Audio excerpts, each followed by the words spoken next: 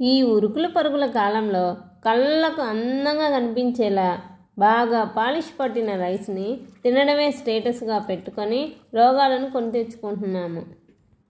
మన ఆరోగ్యం మన చేతుల్లోనే ఉంటుంది అనే విషయాన్ని మర్చిపోతున్నాము.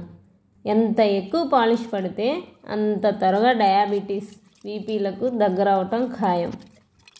రోగాలను మన దరిదాపుల్లో రానివ్వకుండా చేసే సామర్థ్యం సిరిధాన్యాలలో ఉన్నాయి.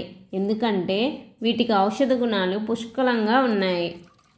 మన పూర్వీకులు కొర్రలను మట్టి కుండల్లో ఎలా వండుకున్నారో అలానే నేను ఈరోజు కొర్రలను వండుతున్నాను. ముందుగా ఒక గ్లాస్ కొర్రలను నీటిలో 2 సార్లు శుభ్రంగా కడిగి 1:6 అంటే ఒక గ్లాస్ కొర్రలకు 6 నుండి 10 గ్లాసుల మంచినీటిలో 8 గంటల పాటు నానబెట్టుకొని స్టవ్ ఆన్ చేసి మట్టి కుండ మీద మూత పెట్టి ఫ్లేమ్ను సిమ్లో పెట్టి మధ్య మధ్యలో గరిటెతో కలయబెడుతూ 30 to 40 minutes 1-2 సార్లు పొంగు వచ్చేంత వరకు దగ్గరుండి మరీ మెత్తగా ఉడికించుకోవాలి.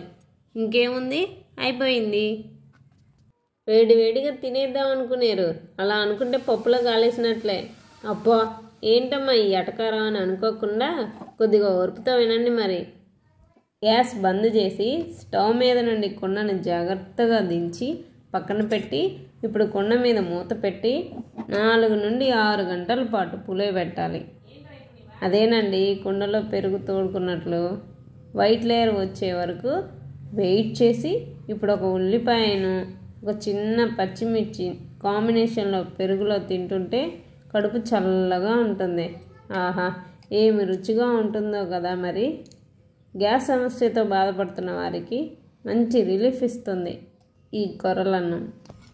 మీరు కూడా తప్పకుండా ఒకసారి ట్రై చేసి టేస్ట్ ఎలా ఉందో కామెంట్ రూపంలో తెలియజేయండి. Thank you for watching.